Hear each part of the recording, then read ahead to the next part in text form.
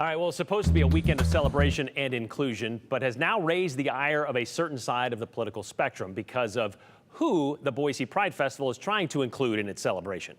What started as a social media debate has now materialized into official statements from elected officials and event organizers, all dialing in on the Drag Kids on Stage show. Boise Pride Fest starts Friday downtown. A fact that even that happening doesn't sit well with several people, based on their online comments. But the uproar over the Drag Kid show is why Boise Mayor Lauren McLean felt inclined to tweet this yesterday.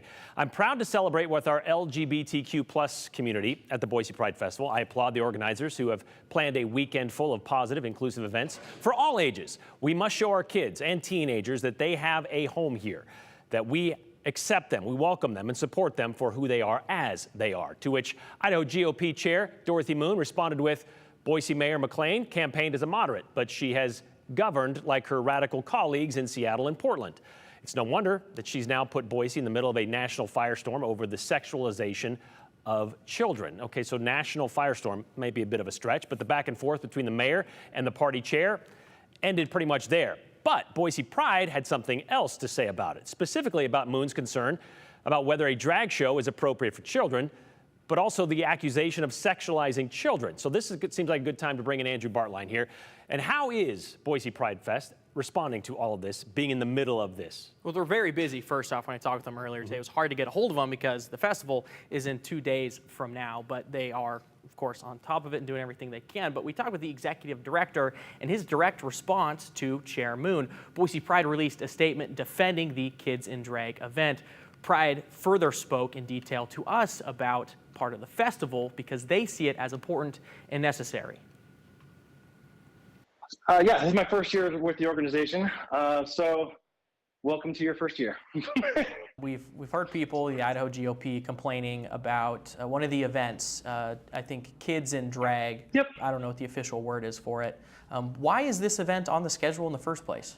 Because it's a venue for these kids to do their performances where they know that they're in a safe environment and accepted. The only perversion and sexualization of this performance is coming from the extremists and people like Dorothy Moon, who are twisting it into something that it's not.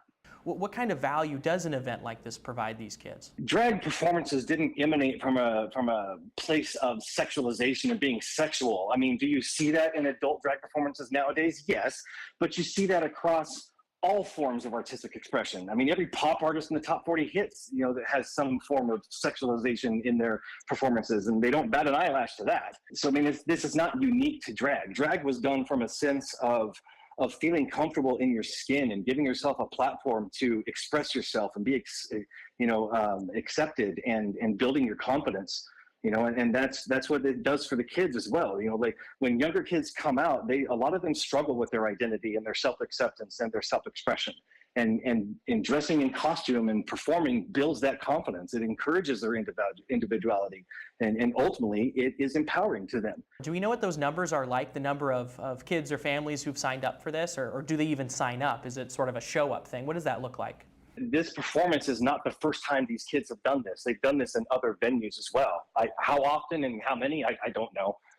I'm trying to find that out. But when we found out that not only are the parents, all of the parents of these performers are not only supportive of them, but the youngest child that's performing at this, their mother is performing on stage with them. Have you heard any response of sponsors being concerned? Like, has there been any backlash other than people who just directly oppose you complaining? Not yet. I find it interesting that a lot of these conservatives in Idaho spout off all the time about my personal freedoms and let me live my life and stop dictating and telling me what to do or how to do it, until they see something like this that they don't like for whatever reason, and then they try to do the exact opposite and try to impact that in some way. It's like, if you don't like this, if you don't like the programming on your TV, change the channel. If you don't think you'll like this performance, then don't come. Since our conversation with Williamson, at least one sponsor has publicly announced their withdrawal from participation at Boise Pride over this Kids in Drag event. That would be Zion's Bank. We also got in touch with Idaho GOP Chair Dorothy Moon to get her thoughts further on children at drag or participating in drag shows. Chair Moon confirmed her statement this morning that it was directed at this Kids at Drag event. I asked her what exactly she finds inappropriate for children at drag events. She wrote to us, drag queens themselves have pointed out problems with drag entertainment for children, and she refers to a former drag queen, Katie Demore, hope I'm saying that right, and her experience where she says there are sexual things on stage.